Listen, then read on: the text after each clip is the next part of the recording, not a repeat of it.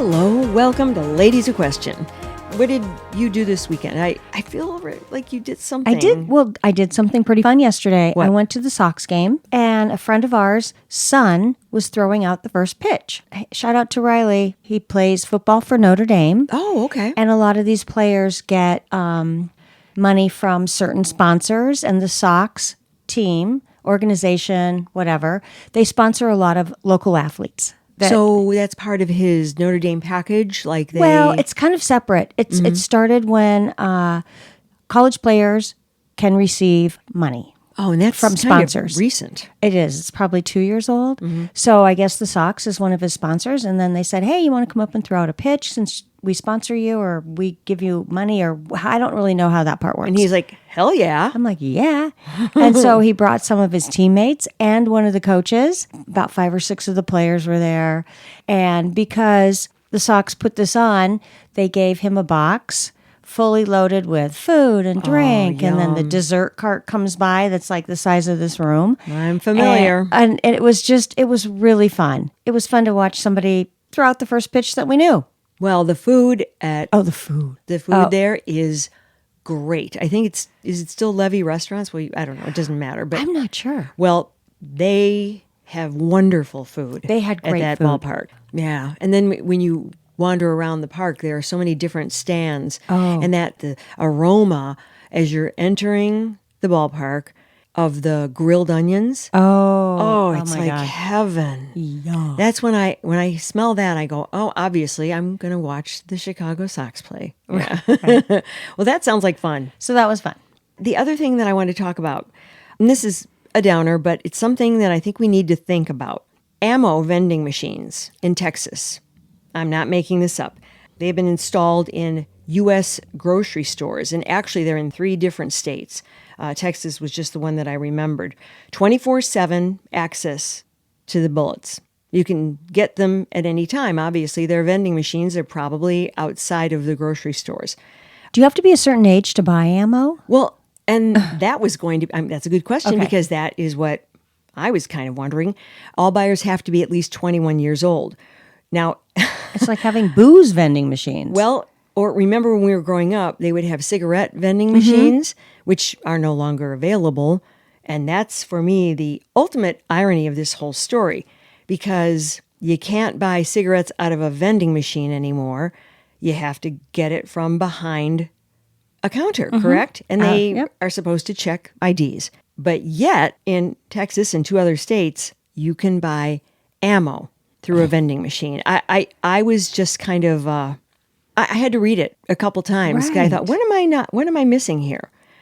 It says the buyers will be required to scan their driver's licenses for age confirmation, which is verified with a facial scan. Okay. But can you say false ID? Well, yeah. I mean, Right? if they do a facial scan to match Yeah. the ID, I guess. it sounds like bad guys and gangsters, they'll figure out how to rig that system. Yeah. And this is coming just after the U.S. Surgeon General actually declared gun violence a public health crisis, which It is. I would have to agree. Oh, by the way, this emanates from CBS News, so that is the source. I thought that's kind of important to mention. That's just something I thought, that's something to think about. It is something to think about. Okay, we're going to take a quick break and come back with an AI warning list. Okay. So stay tuned. Nothing but feel-good stories today. No, but this is something that you and I have talked about, and I followed up on it. And we had always talked about, what was the timeline there? When did they start warning us about AI? Remember, there was like a letter. Remember that? No? Yeah, we've talked about it. Okay. Okay, believe me. You'll just have to refresh. Well, I'm doing My that memory. right now. Well, anyway, that's the deal. So we'll be right back. Okay, we're back. Something that Holly and I have discussed at length, of course, is AI. If you guys listen regularly, you'll know that we touch on different things. We promote the positive things that AI can do or has done or may potentially do. We probably talk more about fears with regard to AI and how it can get out of control. Well, we've talked about, wasn't there that letter that all these tech leaders signed, the proponents and people and the creators. And I finally found something that I had banked from June, this article that came out that we didn't get to. Okay. It's from a source called The Hustle, and they had largely really good information. It's kind of just they source it. They find others and then they Curate. stories. Let's play password. What's what? Let's play password. Thank you. Just kidding. Thank you, Holly. Anyway, the article's called "Want to Slow AI? The Brakes Have Already Been Cut, You Sweet Innocent Thing." Okay, that's the that headliner. Sounds scary. Yes, it does. Oh my God. Now I'm going to sort of refer to this. March 29th, 2023.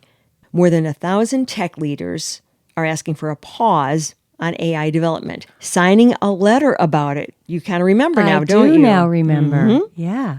They're saying it's presenting profound risks to society and humanity. Okay, that's over a year ago. It was over 1,000. Anyway, Elon Musk was one of them. I think it was all the people who have been behind OpenAI and all of the other AI search engines. Bill Gates, other people. Okay, April 27th, 2023. So just a month afterward. Tech pioneer Jeffrey Hinton, also known as the godfather of AI. Never heard his name before, okay? Have you? No. No, okay. He resigns from Google, saying he regrets his life's work. Why? So, what was he doing at Google? AI? He's called the godfather of AI. Did he sign the letter too? I don't know because I can't get into that behind the paywall. Sounds like of he that. did not. He did sign the letter because the letter was urging a pause on AI development. That, to me, harks back to Oppenheimer, who said that, oh my gosh, what have I created here? Right? And he didn't want to go forth with what it was, the nitrogen bomb or hydrogen. Or no. Hydrogen bomb. Hydrogen bomb? Yeah. Okay. And that's when he kind of got in trouble and got a lot of pushback. How come you won't go forth with this? Well, anyway, this just to me sounds like Jeffrey Hinton, fast forward how many decades later, is saying, I regret my life's work of developing AI. Gosh. Yeah. That's so scary. That, to me, that sends shivers up my spine. It does. November 17th, 2023. A power struggle over safety temporarily deposes OpenAI CEO Sam Altman. Speed wins. The next one, February 12th, 2024. AI safety researcher Dr. Roman Yampolsky says there's no proof AI can be controlled. 1 month later, he gives humanity a 99.999999% probability of doom. Due to AI. Yeah, because it's not being controlled. Oh my God. So they're going to get us. These robots are going to come kill us. How come this isn't being talked about more? Or maybe I'm just Right. not tuned into the channels where this is being discussed in depth. Maybe I need to redirect. Well, it seems like interest. every news source on a daily basis is discussing AI, but not really scary things about it. No, they aren't, because everybody who's in control of it is very, very powerful.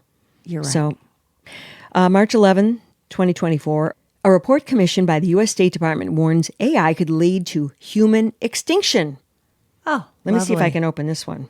It's not the bomb, it's AI. But AI could The new trigger bomb. the bomb. Okay, they won't let me open this one either.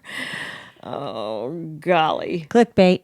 They just want you to pay up. Yeah, but I understand that. I mean, they have No, I get to, it. news bureaus They have don't to make send their out own papers anymore, so. That's right. Yeah. And you'd have to pay for those. So I understand that. And honestly, after being in the news business, everybody's got to get paid. So, That's right. May 17th, 2024, OpenAI dissolves its safety team. Now, if that doesn't make you shudder, they Right. dissolve their safety team. No. Why would that be? Because they can't control anything. Yeah. Things are out of control. If ever there was a reason to control it, Yeah. but that's kind of mind-numbing. AI's right? like up here, humans are down here. Okay, well then, that same week, a group of AI workers, they signed another open letter, but this one was quite different. Basically, it was, instead of them, they weren't harping on the serious risks, they were just sort of more resigned, like, okay, where are the protections for the whistleblowers? So in other words, who's going to come forth and where are the protections for us, people who want to speak out about the risks involved with that. There were 13 signatures. 13? Oh, that's it? Oh, 13 people that want to be whistleblowers? Well, the 13 people that had the guts to come forth and write an open letter about where are the whistleblowers. They were exposing themselves, first of all, by doing that. Oh, boy. And they needed money. They're trying to get, we need money to protect the whistleblowers. They're probably not going to get a lot of support. And Well, that's sad. would the whistleblowers go to Congress or? Oh, for sure. Right. So I can't believe that Congress isn't working on, like, daily on laws dealing with AI. Maybe they are, and we don't hear about that either because everyone's so consumed with all the other BS news that's going on. And who knows? Maybe they are, and we're not aware of it. Or maybe it's being quelled by the big money, the deep pockets that are making AI. So I don't have those answers. I just don't know. And I'm as overwhelmed by this information as you are. Yeah. So That's a lot to think about. yeah. And here's the scary part. It's a competition. Google was moving slowly on AI until OpenAI got too far ahead. And then OpenAI, in turn, will move faster as Google keeps going faster. Programming it. Yeah, well, right? Is that what you're talking about? Well, the more advances that one makes, the other is like, oh, keeping up with the Joneses, basically, for AI. Of course. And then China and the U.S., of course, you know this. They're like, who gets there fastest? Because Right. whoever gets there fastest controls the world, basically, at this point. Oh my I mean, God. after you read this. So, It sounds like we're doomed one way or another. well, basically, the recommendation of the article is if you are concerned, continue to support those who will speak out and those who keep signing these letters and really putting their lives Right. and their livelihoods at risk need our support so that they'll continue to do that, and they're risking retribution by doing that, by signing and coming forth and saying, hey, where's the support for whistleblowers? Because then basically they're saying, I could be one, you know? Right. So anyway, I just thought that was, That's kind of mind-blowing. well, worth noting. Yeah, it's definitely worth noting. And I feel bad for these whistleblowers because now they come from a tech company that's Yeah. like plunging forward, full speed ahead with all kinds of things. And they're noting how dangerous it is Right. while they're trying to- working there in the, in that world. They're the canaries in the gold mine, as it were, you know? my God. And Oh, yeah. so anyway, I don't mean to bring you down, but this That's okay. this is something that everybody needs to think about. Yes. And I just feel like I want to do what they're urging us to do, which is create awareness, talk about it, Good. be mindful of the influence it's having on our lives because it's starting to creep in. Well, it's already crept It's in. creeping in. Yeah. But I don't think it's It's crept crept in. crapping in, that too. It's creeping in. It's crept. I don't think crept is a word. Well, I think like a lot of people that just have a, regular lives, so far they haven't seen it actually impact their life. Like it hasn't personally impacted my life. However, I do have one of the AI apps on my phone. And so I do use it for little simple things like a Google, but How come you use that instead of just Google? I do both. I was just curious what would draw one person toward one thing as opposed to another. I'm just curious. Yeah, I don't know. Okay. I got the app because we would do so much reporting, so I wanted to test it and then report on it. Thank you for taking one for the team. Yeah, I did. And then, but when it starts to affect people's lives and In a negative way. right, and things kind of go haywire at some point, We can't say we didn't try to spread the word. that's right. I mean, what did that get us? I don't know. Okay, we'll be right back because we have some fun entertainment stuff, right? Yeah. You have that, right? We do. Oh, thank God. Be right back. So, things come in threes, right? They do. Notable passings. There were some notable passings this last weekend and week. Dr. Ruth, Yeah. she was, 94, you said? 96. Oh, 96. Yeah. Good sex. Remember? Yes. How she'd always sign off. Oh my God. She was so funny and she was so way ahead of her times. because nobody would be talking about the things that she talked about 40 years ago. She's a groundbreaker. She was absolutely. Richard Simmons. Yeah. God, And can't forget him. I thought I loved him. I did too. I thought, what a positive force. Yep. And he didn't do anything but try to be kind to people and nice to people and spread the word about get your butt moving. Right. I mean, he was always up and fun and, like you said, positive. And he passed away at 76, I believe. Now, who's the third? Shannon Doherty. So young. 53. She signed the divorce papers the day before she died. Oh, my gosh. So you wonder, did she know it was imminent? Is Did that she something know? that you want to do before you die? I don't know. Okay. It It must have had something to do with that. situational. Yeah. Who knows? Anyway, Okay, that's sad. Let's talk about something happy. yes, let's. Okay. Kate Middleton showed up at Wimbledon, and it was just so sweet to see her. And I don't know how planned it was or if it was last minute, but she was there with her daughter, and all eyes were on her. Of course, she got 2 standing ovations or a standing ovation or something. I mean, I don't think anyone Pretty was grand. expecting her to be there. No, I don't either. She's probably like, get me out of here. I need to go.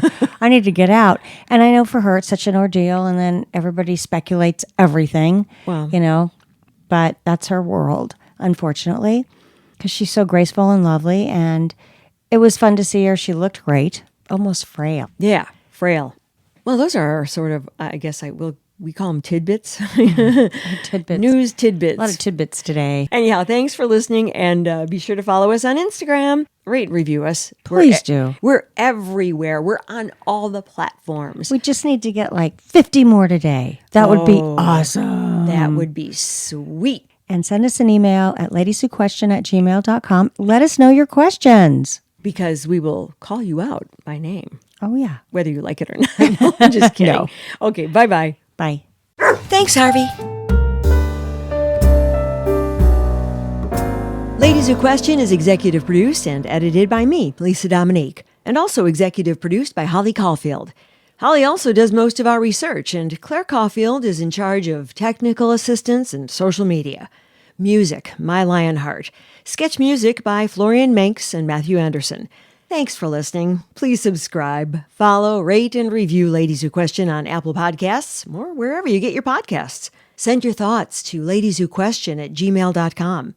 Follow us on Facebook, YouTube, Instagram, Threads, and our website, ladieswhoquestion.com. All content discussed on Ladies Who Question are the opinions of Lisa Dominique and Holly Caulfield and should not be construed as advice of any kind. By listening to this podcast, you agree not to use this podcast as advice of any personal or medical issue for yourself or others. This disclaimer also applies to guests or contributors to the podcast.